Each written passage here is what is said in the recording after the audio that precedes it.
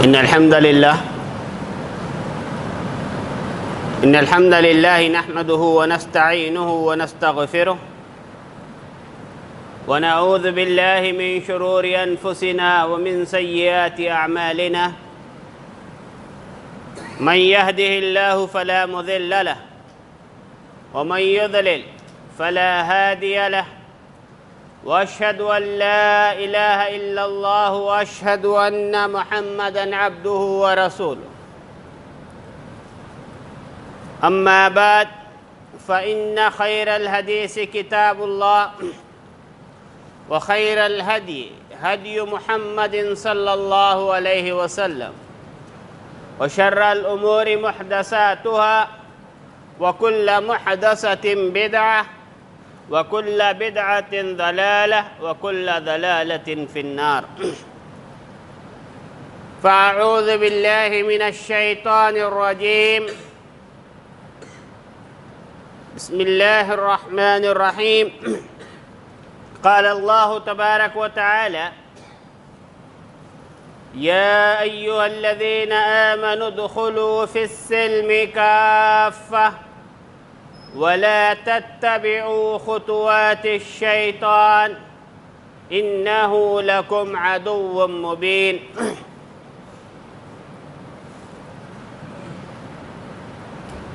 وقال النبي صلى الله عليه وسلم كل أمة يدخلون الجنة إلا من يأبى قالوا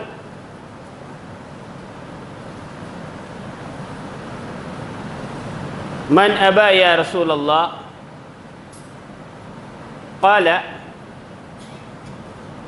من أطاعني دخل الجنة ومن عصاني فقد أبى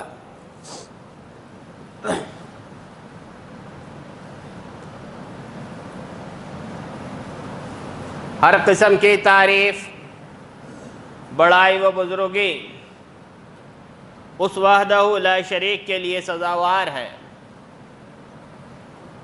جو تمام جہانوں کا تنہا خالق و پالنہار ہے۔ درود و سلام جناب محمد رسول اللہ صلی اللہ علیہ وسلم پر جو تمام جہانوں کے لیے رحمت للعالمین بنا کر مبعوث کیے گئے اور آپ کی اطاعت و اتباع ہم پر فرض کی گئی۔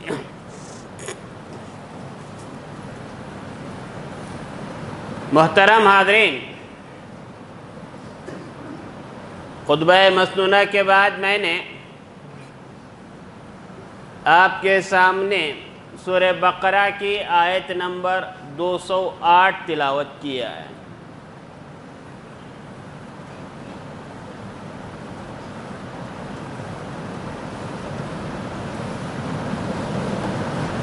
اللہ رب العالمین ارشاد فرماتے ہیں یا ایہا الذین آمنوا ادخلوا فی السلم کافہ، اے ایمان والو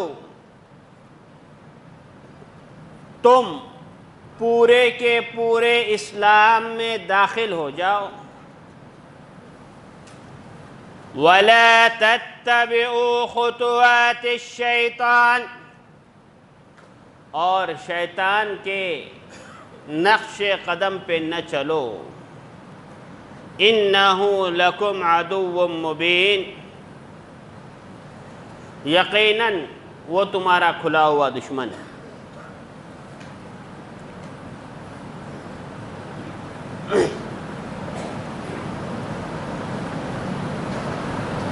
اس آیت کا معنی و مطلب جاننے کے لیے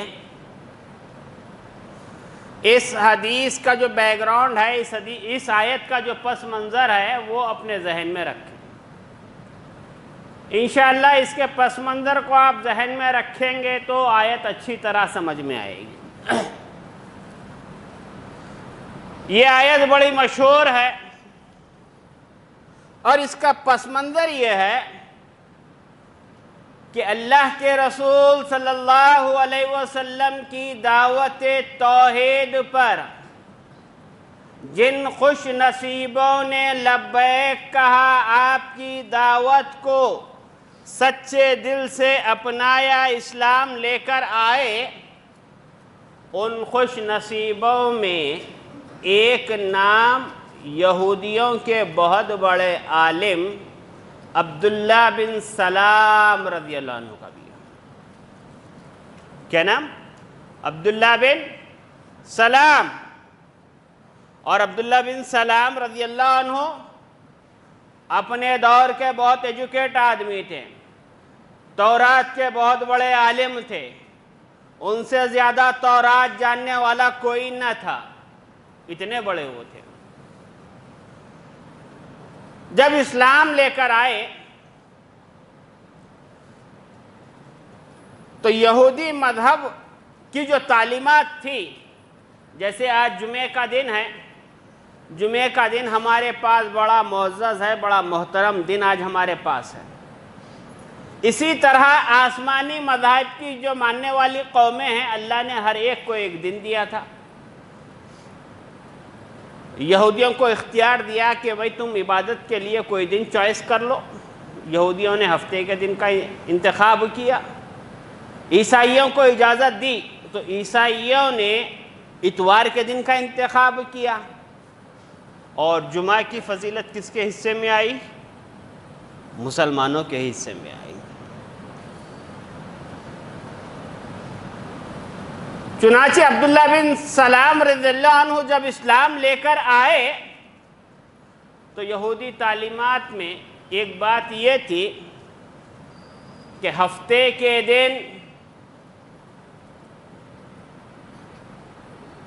اونٹ کا گوشت نہ کھانا، چربیوں کو نہ کھانا، اونٹ کے دودھ سے پرہیز کرنا، یہ ان کی بنیادی تعلیمات تھی، ان پر پابندی تھی کہ ہفتے کے دن اونٹ کی کوئی چیز نہیں کھائیں گے، نہ گوشت کھائیں گے، نہ دودھ پیئیں گے، نہ کسی جانور کی چربی کھائیں گے۔ اب جب مذہب یہودی چھوڑ کر، یہودی دھرم کو چھوڑ کر اسلام میں داخل ہوئے تو دیکھا کہ بھائی یہاں تو جمعے کے دن کا احترام کرنا ہے، مگر کھانے پینے پہ کوئی پابندی نہیں ہے، کھانے پینے پہ کوئی پابندی نہیں ہے۔ ایسے کرتا ہوں کہ ہم وہاں پر ہفتے کے دن، محترم دن تھا، کھانے پینے سے اپنے آپ کو روک لیتے تھے، اب اسلام لے کر آئے ہیں، جمعے کے دن کا احترام تو کر لیں گے، مگر ہم جمعے کے دن اونٹ کا گوشت وغیرہ نہیں کھائیں گے، دودھ وغیرہ نہیں پیئیں گے۔ تو ہوگا یہ کہ اسلام پر بھی عمل ہو جائے گا اور سابقہ دھرم پر بھی عمل ہو جائے گا۔ اب یہ گنگا جمنی تہذیب تھی، اللہ تبارک و تعالیٰ نے یہ آیت نازل فرمائی، کہا یا ایھا الذین آمنوا ادخلوا فی السلم کافہ، اے ایمان والو تم اپنے آپ کو مکمل اسلام میں داخل کر دو۔ اب اس آیت کے دو مطلب ہیں، ایک تو یہ کہ تم اپنے آپ کو مکمل طور پر اسلام میں داخل کر دو، اور دوسرا مطلب یہ کہ مکمل اسلام میں تم آ جاؤ، مکمل اسلام میں تم آ جاؤ۔ ایسا نہ ہو کہ مذہب اسلام کا دعویٰ کر رہے ہو اور دوسرے دھرم کی چیزیں لا کے مذہب اسلام میں فٹ کر رہے ہو۔ اور پہلا مطلب یہ کہ تم اسلام میں آ جاؤ تو مطلب یہ ہے کہ تمہارا اٹھنا، تمہارا بیٹھنا، تمہارا چلنا، تمہارا کھانا، تمہارا پینا، تمہاری شادی، تمہاری خوشی، تمہارا غم، ہر چیز تمہارا اسلام کے مطابق ہو، اسلام کے مطابق تمہاری زندگی گزرے۔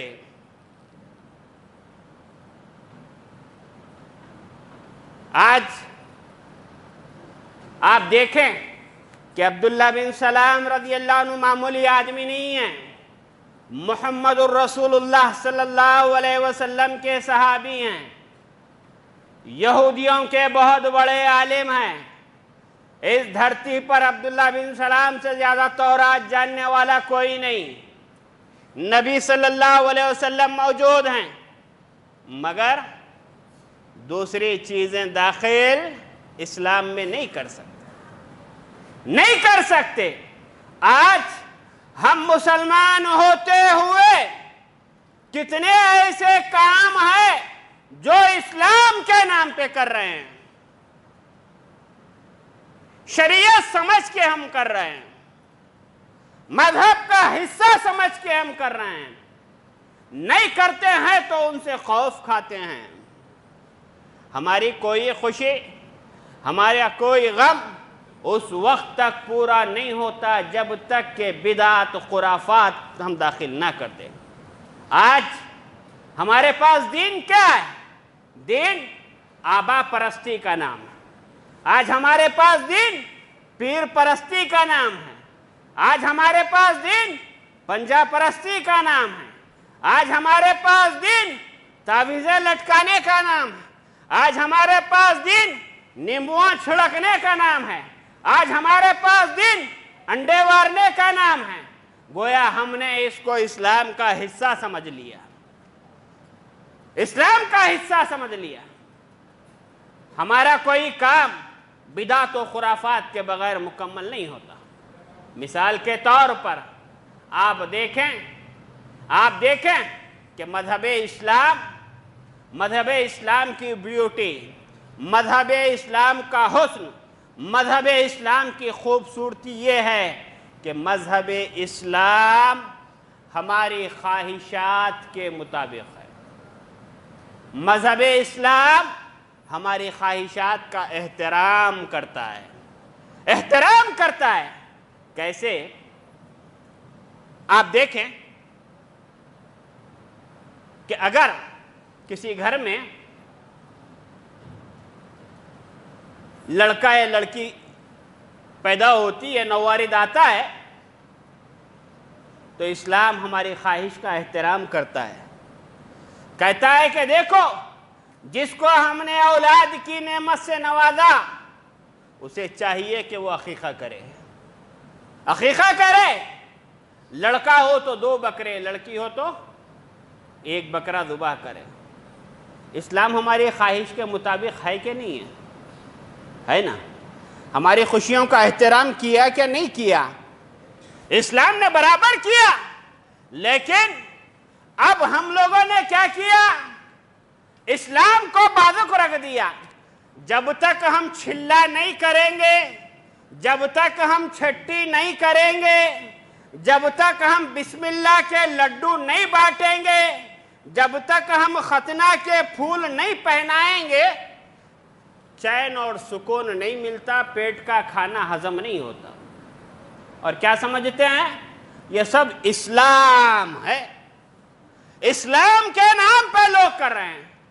عقیقے کی تعلیم دی جاتی ہے کہ بھائی مذہب اسلام نے عقیقہ کی تعلیم دی، خرچہ آ جاتا، جیباں خالی ہو جاتے، پیسے نہیں رہتے،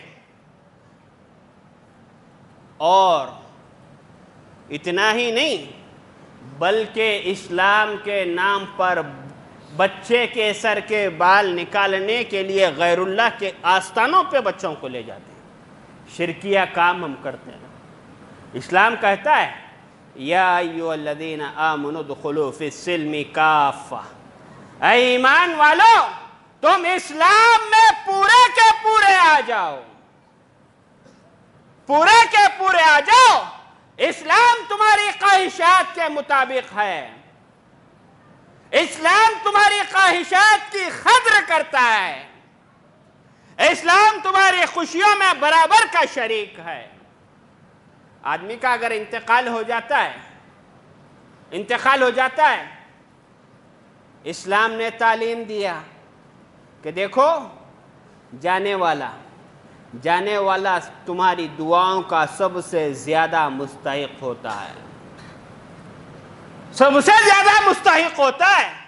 لہذا گزرے ہوئے لوگوں کے حق میں دعا کرو، کثرت سے دعا کرو. اگر اللہ نے دولت سے نوازا ہے تو ان کی طرف سے حج کرو، ان کی طرف سے عمرہ کرو. اسلام کی تعلیم. اب لوگوں کو بات سمجھ میں نہیں آئی. کیوں؟ چین نہیں ملتا نا جب تک بدعت و خرافات پہ عمل نہیں کرتے. ہم نے دعا کرنا چھوڑ دیا، اب کرائے کے حافظوں کو لے لیے، ختم قرآن کی لائن ہم نے لگا دی اسلام کے نام پہ. گزرنے والا گزر گیا تو ہم نے مشروع عمل کو چھوڑ کر زیارت کا عمل شروع کر دیا کہ بھئی انتقال کے بعد زیارت ہونا ضروری ہے. اور تھوڑا آگے بڑھ کے 7واں ہو گیا، اور تھوڑا آگے بڑھے تو 10واں ہو گیا، اور تھوڑا آگے بڑھے 40واں اسلام کے نام پہ کر دیا. اور پھر آخر میں برسی کا اہتمام شروع کیا کہ سال میں 1 دفعہ برسی کرنا. ارے بابا، جتنا پیسہ ان دعوتوں پہ خرچ ہو رہا ہے اس کی آدھی رقم میں عمرہ ہوتا ہے.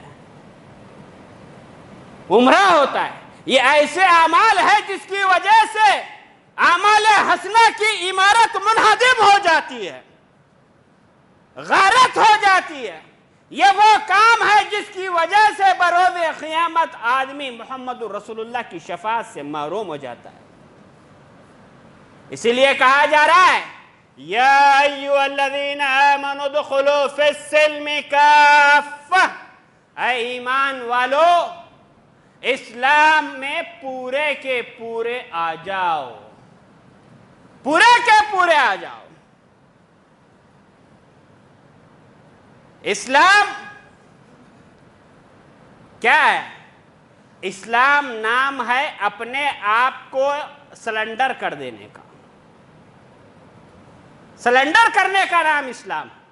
ابراہیم علیہ السلام نے اللہ نے ابراہیم علیہ السلام سے کیا کہا؟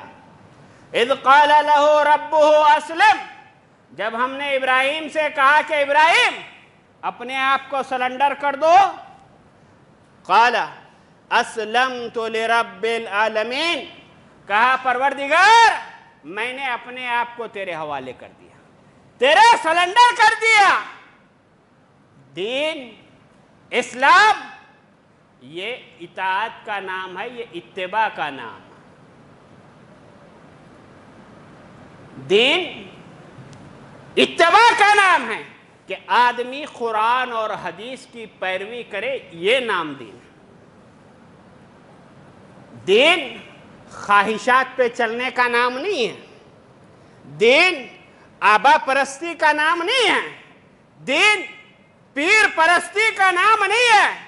دین پنجہ پرستی کا نام نہیں ہے. دین خبروں پہ چادریں چڑھانے کا نام نہیں ہے. دین جھنڈے لے کے ناچنے کا نام نہیں ہے. دین اللہ اور اس کے رسول صلی اللہ علیہ وسلم کی اطاعت و اتباع کا نام دین ہے. نام دین ہے.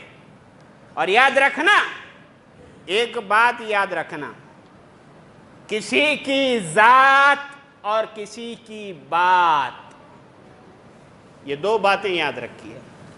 کسی کی ذات اور کسی کی بات دین کا حصہ نہیں ہو سکتی، نہیں ہو سکتی.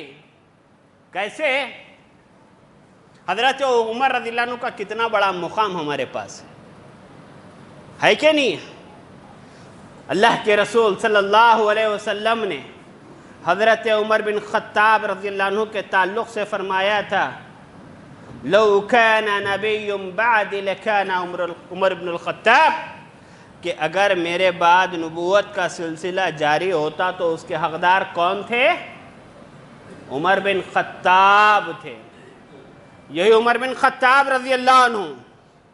اور میری ایک بات ذہن میں رکھ کے بات سنیے گا، کسی کی ذات اور کسی کی بات دین کا حصہ نہیں ہو سکتے.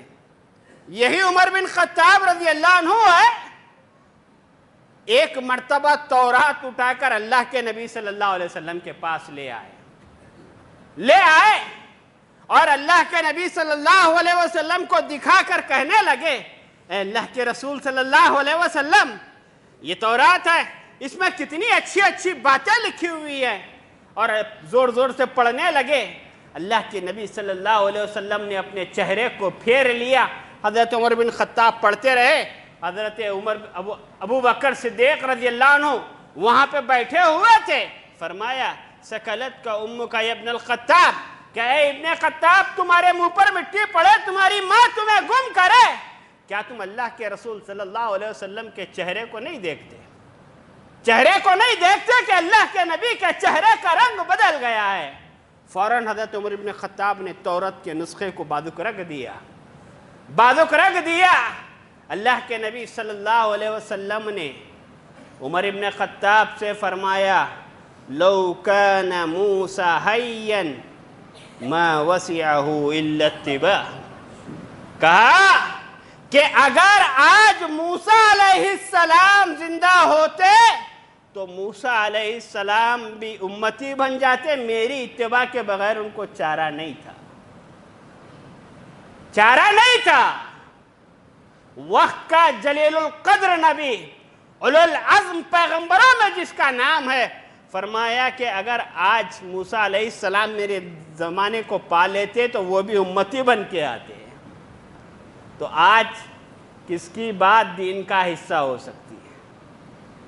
کس کی بات آج دین کا حصہ ہو سکتی ہے؟ جو کہ آج ہم آبا پرستی کے اندر، پیر پرستی کے اندر، بڈھی پرستی کے اندر، خالہ پرستی کے اندر جو ہے پڑے ہوئے ہیں۔ اور ایک بات میں نے جو کہی کہ کسی کی بات، کسی کی ذات دین کا حصہ نہیں ہو سکتی سوائے محمد رسول اللہ صلی اللہ علیہ وسلم کی بات کے، کسی کا حصہ نہیں۔ کیسے؟ یہی عمر بن خطاب رضی اللہ عنہ ہیں، حجر اسود کو بوسہ دے رہے ہیں، کیا فرما رہے ہیں؟ ایم اللہ یا حجر انی اعلم انک حجر لا تنفع ولا تضر لولا انی رأیت رسول اللہ صلی اللہ علیہ وسلم یقبلک ما قبلتک۔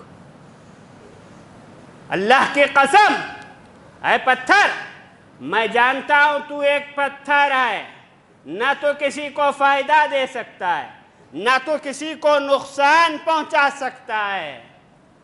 اگر میں اپنے آقا کو بوسہ دیتے ہوئے نہ دیکھتا تو تجھے بوسہ نہیں دیتا۔ بوسہ دینے کی وجہ کیا بتائی؟ کہا تو جنت کا پتھر ہے اس لیے دے رہا ہوں۔ کیا کہا؟ اس لیے ہم تجھے چوم رہے ہیں کہ رحمت للعالمین صلی اللہ علیہ وسلم نے تجھے چوما ہے، اس لیے ہم تجھے بوسہ دے رہے ہیں۔ دین اس کا نام ہے کہ محمد الرسول اللہ صلی اللہ علیہ وسلم کی بتائی ہوئی بات کے مطابق عمل کیا جائے تو اس کا نام دین ہے، وہی ہمارے لیے ذریعہ نجات ہے۔ دین اطاعت و اتباع کا نام۔ حجر اسود کو بوسہ دینے کی بات ہمارے سمجھ میں نہیں آتی، لیکن دین نام اطاعت کا ہے، دین نام اتباع کا ہے۔ ہمارا کام صرف اور صرف کرنا ہے، یہی دین ہے۔ آپ جانتے ہوں گے کہ اللہ کے نبی صلی اللہ علیہ وسلم مکہ چھوڑ کر جب مدینہ آئے تو تقریباً 1.5 سال تک اللہ کے نبی صلی اللہ علیہ وسلم کدھر منہ کر کے نماز پڑھتے تھے؟ 17 مہینے تک کدھر منہ کر کے نماز پڑھتے تھے؟ بیت المقدس کی طرف منہ کر کے اللہ کے نبی صلی اللہ علیہ وسلم نماز پڑھتے تھے۔ اور اللہ کے نبی صلی اللہ علیہ وسلم کی خواہش یہ تھی کہ بیت المقدس کی جانب سے جو ہے قبلے کو بیت اللہ کی طرف کر دیا جائے، کعبے کی طرف کر دیا جائے۔ ایک حسرت اللہ کے نبی صلی اللہ علیہ وسلم کے دل میں ہے، بار بار آسمان کی طرف اللہ کے نبی صلی اللہ علیہ وسلم دیکھ رہے ہیں۔ قد نرى تقلب وجهك في السماء، اے اللہ کے نبی صلی اللہ علیہ وسلم، ہم بار بار آپ کی نظروں کو آسمان کی طرف اٹھتا ہوا دیکھ رہے ہیں۔ نتیجہ کیا ہوا؟ اللہ کے نبی صلی اللہ علیہ وسلم 17 مہینے تک بیت المقدس کی طرف رخ کر کے نماز پڑھتے رہے، لیکن حالت ظہر کی نماز میں جب اللہ کے نبی صلی اللہ علیہ وسلم نماز پڑھا رہے تھے، اس وقت وحی نازل ہوئی، کہا کہ تم اپنے چہروں کو بیت المقدس کی طرف پھیر لو۔ تو مسلمانوں نے حالت نماز میں اپنے چہرے کو کعبہ کی طرف اپنے چہرے کو پھیر لیا، بیت اللہ کو اپنا قبلہ انہوں نے بنایا۔ 2 رکعت نماز یہ صرف اسلام کی پہلی اور آخری نماز ہے جو 2 رکعت بیت المقدس کی طرف اور 2 رکعت کعبہ کی طرف کر کے پڑھی گئی۔ اللہ کے نبی صلی اللہ علیہ وسلم کے سر پر نبوت کا تاج ہے، لیکن محمد الرسول اللہ کو بھی شریعت سازی کا اختیار نہیں ہے۔ اگر شریعت سازی کا اختیار ہوتا تو اللہ کے نبی آسمان کی طرف کیوں دیکھتے؟ پڑھ لیتے تھے بیت اللہ کی طرف۔ لیکن جب حالت نماز میں حکم دیا تو اللہ کے نبی صلی اللہ علیہ وسلم نے فوراً عمل کیا اور حالت نماز میں کعبہ کی طرف اللہ کے نبی صلی اللہ علیہ وسلم پھر گئے۔ یہ نہیں سوچا اللہ کے نبی نے کہ بھئی ابھی ہمارا رخ بیت المقدس کی طرف ہے، یہ نماز پڑھ لیتے ہیں، اثر سے ہم اپنے چہروں کو پھیر لیں گے۔ کیا آپ نے؟ نہیں کیا۔ کیوں؟ دین اتباع کا نام، اطاعت کا نام ہے، اللہ اور اس کے رسول صلی اللہ علیہ وسلم کے حکم پہ چلنے کا نام دین ہے۔ آج اسلام کے نام پر ہم جتنے کام کر رہے ہیں، بحیثیت مسلمان ہم کو جائزہ لینا ہے، دیکھنا ہے کہ کیا یہ ہم اسلام کے مطابق ہماری زندگی گزر رہی ہے۔ یہ آبا پرستی ہے، یہ پیر پرستی ہے، یہ دادی پرستی ہے، ان چیزوں کو اپنے گھروں سے نکال پھینکو، شرک کی گندگی سے باز آؤ، کفر کی گندگی سے باز آؤ، اطاعت رسول کو اپناؤ، اور ایک بات یہ یاد رکھ لو کہ دین میں کسی کی کوئی اہمیت نہیں ہے سوائے محمد رسول اللہ صلی اللہ علیہ وسلم کی بات کے۔ امام مالک رحمہ اللہ مسجد نبوی میں بیٹھ کر لوگوں کو حدیث پڑھاتے تھے۔ حدیث پڑھاتے تھے تو اپنا درس شروع کرنے سے پہلے امام مالک رحمہ اللہ فرماتے، الا کل یؤخذ ویرد الا صاحب هذا القبر، کہ لوگوں تم میں سے ہر ایک کی بات لی جا سکتی ہے، چھوڑی جا سکتی ہے، سوائے محمد الرسول اللہ صلی اللہ علیہ وسلم کی بات۔ آپ کی بات صرف لی جا سکتی ہے، آپ کی بات چھوڑی نہیں جا سکتی۔ ان ائمہ نے اتباع سنت کی اہمیت کو اجاگر کیا ہے۔ تقلید پرستی، آبا پرستی، پیر پرستی سے انہوں نے بچایا ہے۔ لہذا ہمیں چاہیے کہ اگر ہم ائمہ کے ماننے والے بھی ہوں تو وہ خود بھی کتاب و سنت کے اتباع کرنے والے تھے، ان کے طریقے کو ہم اپنائیں، اس منہج پہ ہم چلیں۔